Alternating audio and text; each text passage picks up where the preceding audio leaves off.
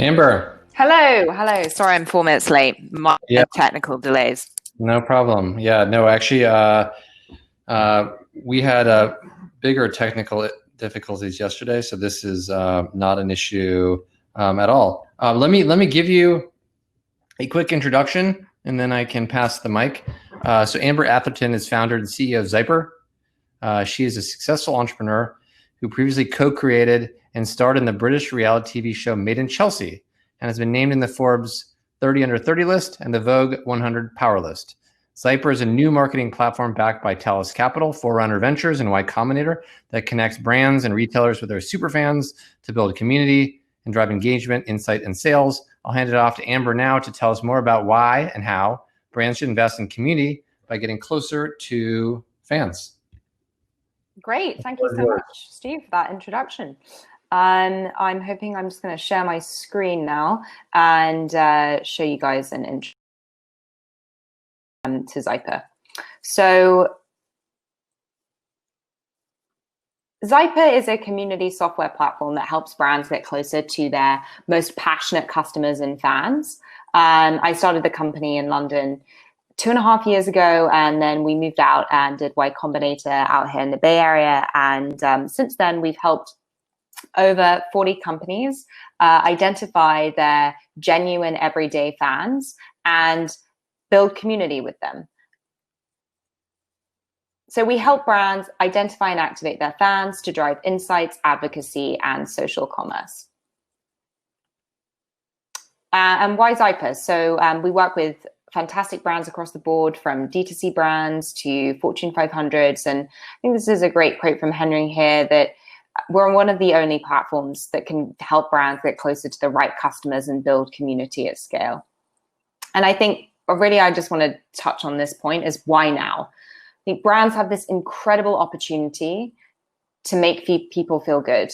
Most brands know who their top spending customers are, and they know who their influencers are.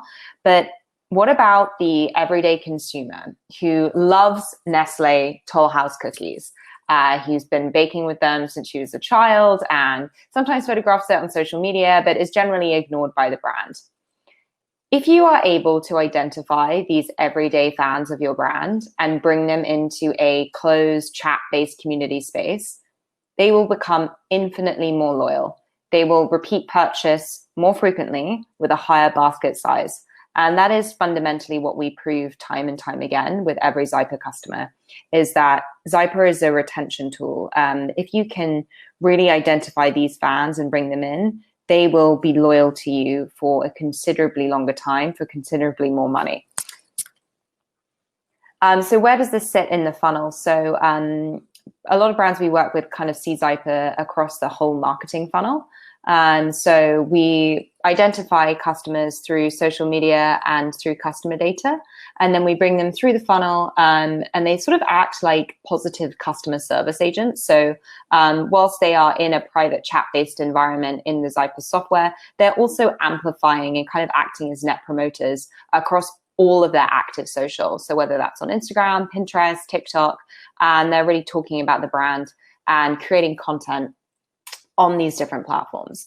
I think why this is so important and timely is that as more brands continue to boycott Facebook and as consumer trust in influencers reaches an all-time low, brands need to figure out new ways to drive growth. And ultimately, if you can, as a brand, find a way to retain customers and increase LTV, you have more budget to spend on acquisition. So I think our goal is to help brands get closer to their everyday fans and build community to drive growth. I mean, if you take a moment today to Google influencers are, you'll see the negative sentiment that pops up. I think we're at this pivotal shift in the landscape where, you know, only 4% of people trust what influencers say online. Yet marketers were supposed to spend upwards of, $2 billion plus on influence marketing, if not more, this year. So where is that spend going? It needs to go into new areas that can drive growth and really drive retention. And ultimately, I think this is a worthwhile stat to share, that what is the number one trusted form of advertising? It is still recommendations from people that you know. If if you are able to build this groundswell of peer-to-peer recommendation with people who are genuine fans of your brand and stitch those kind of hyper-local communities together, you will get network effects that give you the same kind of reach and scale that other traditional media investments would make, but with a much greater level of trust and authenticity. So I think it's important to just bring it back to basics, in that recommendations from people that you know is still an incredibly effective way to drive acquisition. So what are brand fans? Where do they sit within this marketing mix? So brand fans are really your top 1% of passionate everyday fans and customers of your brand. We activate them as community of brand advocates, and they're kind of like a focus group 2.0. So whether it's a food brand developing new vegan recipes with their fans in the chat, or whether it's a beauty brand, polling their fans around their favorite colors for a new eyeshadow palette. Democratizing brand buildings and allowing your fans to have a say in what products are created is what we see the most successful D2C brands are doing. So really it sits between your customers and influencers. And here's what it looks like. So driving acquisition through your fans involves a link, as well as building this community. And this is just one example on Instagram. This flows across TikTok, Snapchat, Pinterest, Twitter, any active social presence, where your customers are, where your consumers are deeming to be relevant, is where we want your brand to have a presence. And ultimately, we believe that every customer is an influencer. In 1 week, with just a community of 50 super fans, they were able to drive almost 300K in sneaker sales for Nike. So I think this really speaks to the power of identifying and recognizing your everyday fans. And I want to highlight that these fans are not paid. This is not a financial transaction. The incentive is not payment for posting by any means. This is like a hybrid loyalty program where everyday fans who have previously never been recognized are validated by a brand that they love and able to play a part in the brand building, the marketing, the selling, really the full stack of brand creation.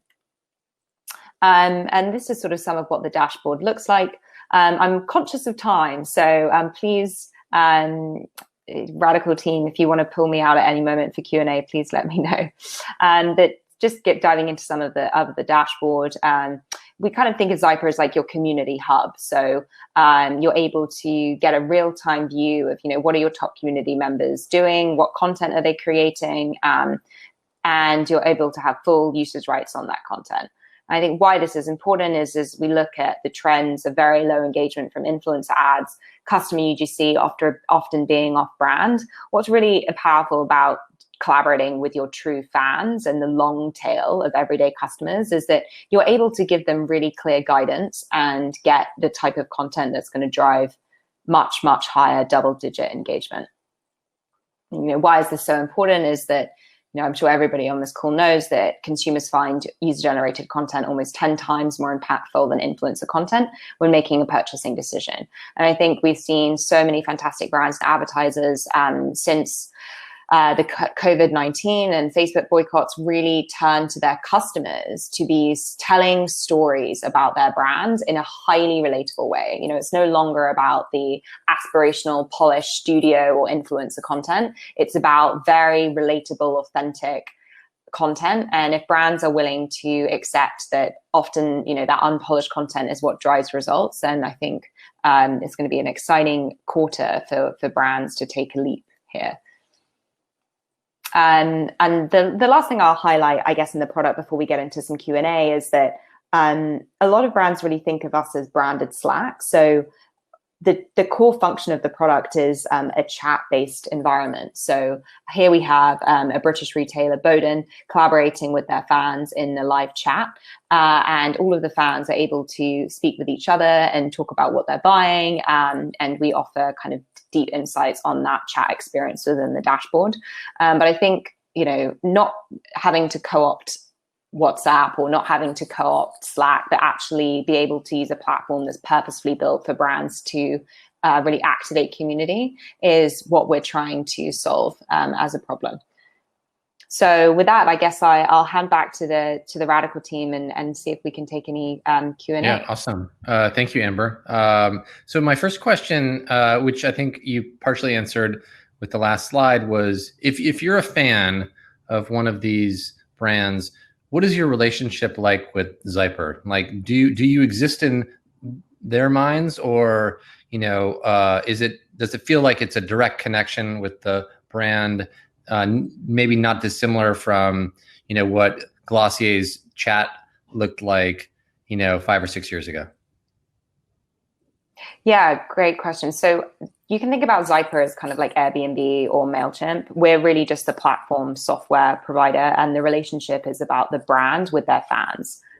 So we have a presence within the community chat purely as technical support. So if there's bugs or any app crashes, we can deal with that. But we generally think of ourselves as just like a platform provider. So our goal is to help brands really own their customer relationships and ultimately, maybe consider getting off Facebook groups and really into just owning your own community, and owning your own data with your fans. Makes sense. And so if you're like Bowden, as an example, is this a standalone app like Slack, or is this embedded in the Bowden website user experience? Yeah, so it is embedded in the website user experience. So we have a checkout widget. So once customers check out on your e-commerce, they're prompted with a pop-up to join their fan community, at which point it's a deep link to a co-branded app. So you're able to skin the app to really own the environment. And we work with a lot of brands in the luxury space across the LVMH group and Richemont, and they're able to completely skin the app to provide a really branded experience. So consumers are able to be invited to the community through checkout or through social. And then brands have access to an analytics dashboard to able to chat with the fans and get some real-time insights on sales and awesome. content. And how big are communities? How big is the average community? Is there an average? Is there a right size for a community? Does it depend on the brand and the product? Yeah, it really depends on the brand and the product. I mean, we have some big CPG groups running, much smaller communities that are hyper niche. So they might have 50 fans in a very specific location who are focused on a very specific need. It might be like vegan hair care, or it might be rosacea skincare. I'd say that the average community size right now is maybe 500 fans. But what we're working on at the moment is how we're scaling those communities up to sort of 5, 10, 20,000 fans. Wow. And do brands generally know how to build and maintain a community? Do you help them in any ways? I mean, obviously, Emily Weiss was very skilled at building a community, but I'm sure the average person isn't, because they don't have experience doing that. Do you help them build and manage that community? And what does that help look like? Yeah, definitely. We kind of see ourselves as educators in this space, and we're hoping to make every brand an expert in building community. So we have a really fantastic help center. We have a really fantastic customer support and account management team who are there to really help train and guide best practice. And that's everything from how often should you be interacting in the chat, what incentives could you be offering your fans, and at the higher enterprise level, we are offering that as a service where account managers can come in and help kind of manage your community on your behalf.